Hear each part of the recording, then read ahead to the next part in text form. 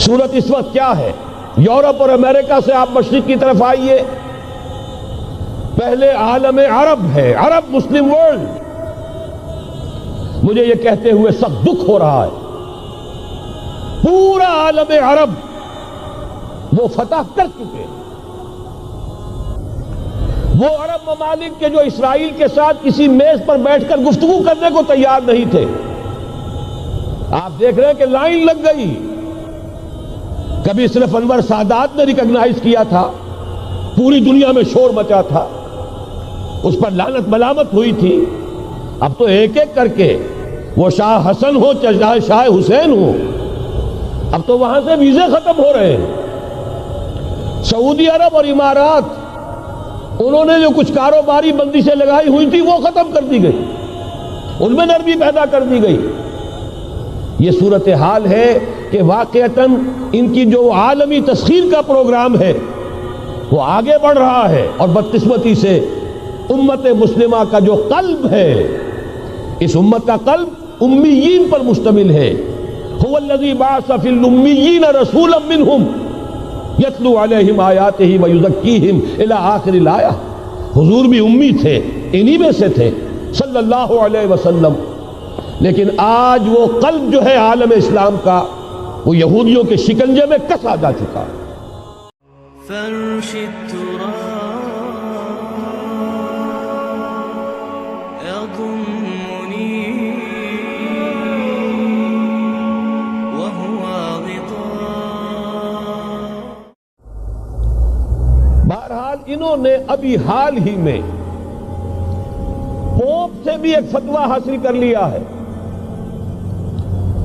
کہ یہودیوں پر جرم نہیں ہے، الزام نہیں ہے مسیح کو سولی دینے کا. تاریخ بدل گئی. جو 1900 برس تک ایک تاریخ چلی آ رہی تھی، بیک جنبش قلم پوپ صاحب نے انہیں اس ذمہ داری سے بری. اور آپ نے دیکھا ہوگا حال ہی میں اسحاق ریبین جب یہ واشنگٹن سے واپس آ رہا تھا، جب کچھ وقفہ پڑ گیا تھا، جو مصالحت کی گفتگو ہو رہی تھی پی ایل او کے ساتھ، تو واشنگٹن سے واپس آتے ہوئے پوپ سے مل کر آیا ہے. اب ویٹیکان نے تسلیم کر لیا ہے اسرائیل کو، اور اس کا اب سفارت خانہ ویٹیکان کا یروشلم میں کھلنے والا ہے. میری اس پوری گفتگو کا حاصل کیا ہے؟ انہوں نے 3 pronged اٹیک کے ذریعے سے یورپ کو اور یورپ کے ساتھ اب امریکہ، ان دونوں کو اپنے شکنجے میں کش لیا ہے، فتح کر چکے. یہ وہ بات تھی جو علامہ اقبال اس صدی کے آغاز میں دیکھ آئے تھے، فرنگ کی رگے جہاں پنجے یہود میں ہے. وہ تو صرف ایک قوم تھی، جرمن قوم، جسے کچھ عرصے کے بعد احساس ہو گیا کہ یہودی کس شے کا نام ہے. نتیجتاً یہودیوں کے قول کے مطابق 60 لاکھ یہودیوں کو اس نے قتل کیا ہے. لیکن اس کے علاوہ، جس کو آج کل ویسٹ کہا جاتا ہے، وائٹ اینگلو سیکسن پروٹیسٹنٹس، ان کے اوپر مکمل تسلط ہے یہودیوں کا. وہ یہودیوں کے اعلی کار بنے ہوئے ہیں، سود کے ذریعے سے مالیاتی شکنجے میں جکڑا ہوا.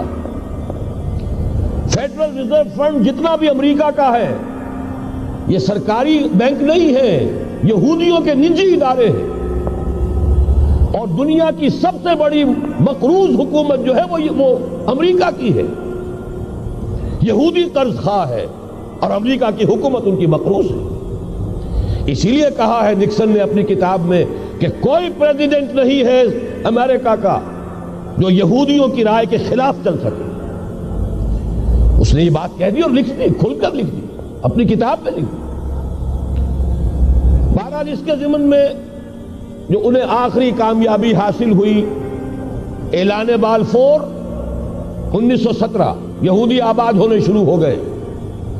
اور اصل میں اسی کے لیے خلافت کو منسوخ کرایا گیا.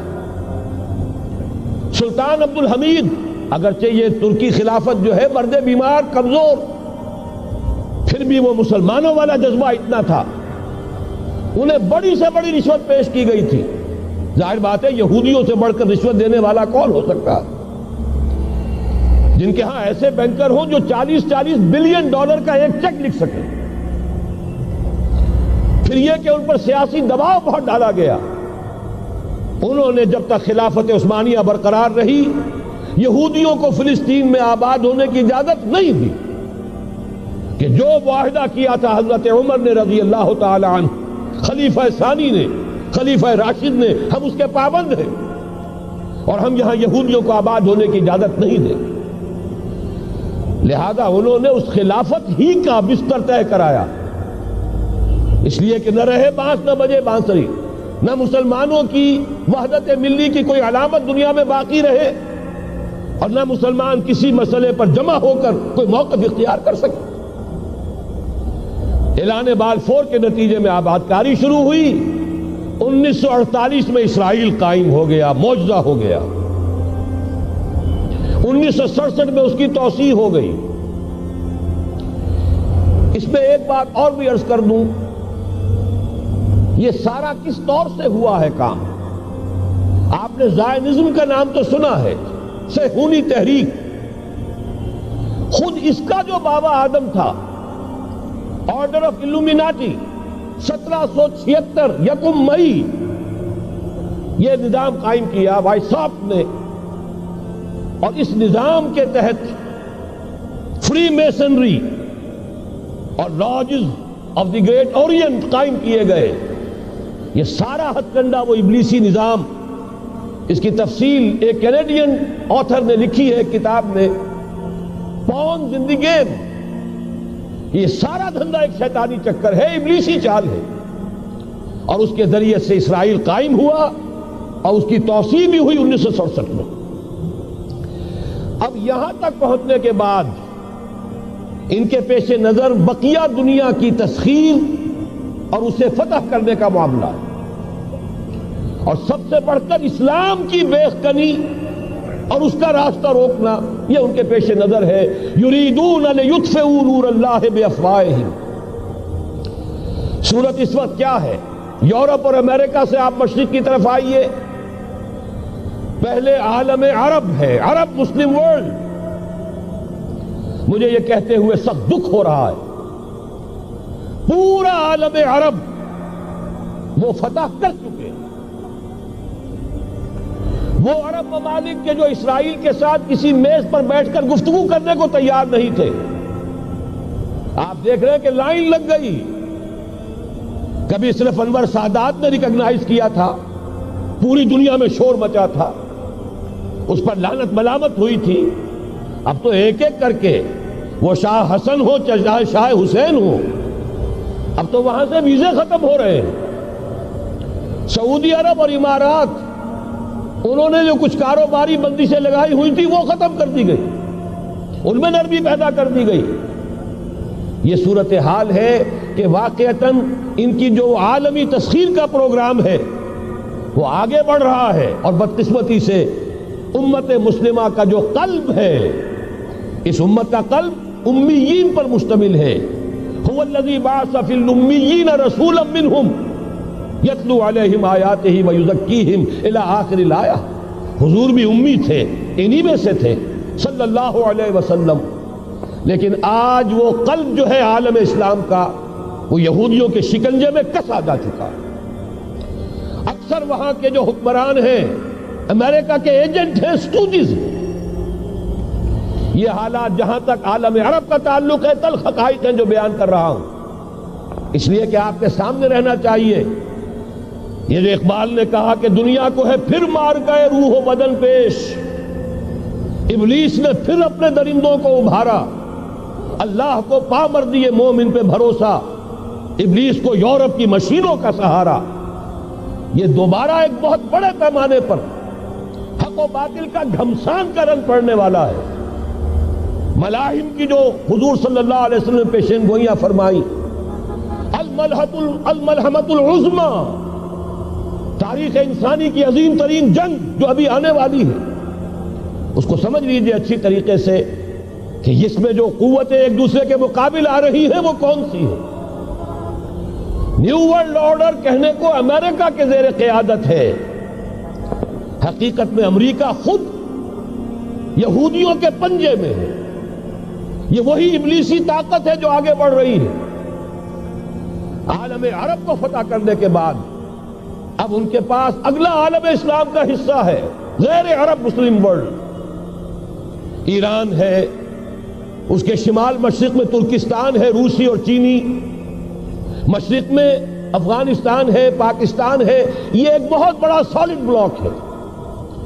اس کے بعد اگرچہ ہندوستان آتا ہے، بھارت، ظاہر بات ہے کہ وہاں مسلمان اقلیت میں ہیں سوائے کشمیر کے، لیکن یہ نوٹ کیجئے کہ وہاں بھی کم سے کم 15-18 کروڑ مسلمان موجود ہیں. آج بھی دنیا کا سب سے بڑا ملک جس میں مسلمانوں کی تعداد اور جن کی نفری سب سے بڑھ کر ہے وہ بھارت ہے. اس کے بعد پھر انڈونیشیا، ملائیشیا ہے. اس سے آگے ہے پھر فار ایسٹ، ابھی انہیں فتح کرنا ہے. نیو ورلڈ آرڈر کا یوں سمجھئے کہ ابھی یہ ہارڈ نٹ ٹو کریک، ابھی ایک لوہے کا چنا ہے چائنا کی شکل میں موجود. اور مجھے یاد آ رہا ہے ڈی گال کے الفاظ بہت سے لوگوں نے سنے ہوں گے. اس نے کہا تھا کہ ہم نے خام خواہ روس کو اپنا دشمن بنا لیا ہے. وہ تو ہمارا بھائی ہے، وائٹ ریسس، وہ تو بنیادی طور پر یورپین قوم ہے. Beware of the yellow masses of the east. تمہیں گھبرانا چاہیے، تمہیں خبر لینی چاہیے. وہ مشرق بعید کے جو زرد رو لوگ ہیں، China, Indo China, Japan, yellow race. ابھی اس نیو ورلڈ آرڈر کے لیے جو فتح عالم اور تسخیر عالم کا پروگرام ہے، اس میں پہلے غیر عرب مسلمان دنیا اور پھر یہ فار ایسٹ کا خاص طور پر یلو ماسز، یہ ہے کہ جنہیں ابھی انہیں ٹیکل کرنا ہے. اور اسی لیے میں عرض کرنا چاہتا ہوں، حقائق ہمارے سامنے رہنا چاہیے. یہ 45 برس کے بعد امریکہ کو کیسے خیال آ گیا کہ کشمیر کا مسئلہ واقعی ہے؟ ساقی نے کچھ ملا نہ دیا ہو شراب میں. یہ کہاں سے رابن رافیل آئی پچھلے سال اور مسئلے کو زندہ کر کے چل دی. ہم خوش ہوئے، امریکہ نے مان لیا.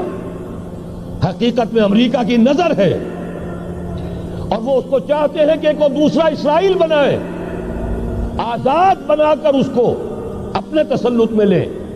اس لیے کہ اگر جو پروگرام ہے، اگر وہاں پر فرض کیجئے بہت مطالبہ ہمارا مان لیا جائے، پلیبسائٹ کرایا جائے، اس کا نتیجہ کیا ہوگا؟ آپ کو آزاد کشمیر سے بھی اپنی فوجیں نکالنی پڑیں گی، آپ کو گلگت اور بلتستان سے بھی فوجیں نکالنی پڑیں گی، بھارت بھی ادھر سے فوجیں نکالے گا. اور رہ جائے گا کون؟ یہ ٹھاٹ پڑا رہ جائے گا. جب لاج چلے گا بنجارا، رہ کون جائے گا؟ پھر تو وہی راج کرے گا جو یو این او پر قابض ہے. اور پھر ظاہر بات ہے کہ اس کے پاس دولت کے انبار اور جو بھی ان کی چالاکیاں اور ہوشیاریاں ہیں، ہو سکتا ہے کہ وہ اسے ایک نئے اسرائیل کی شکل دے دے.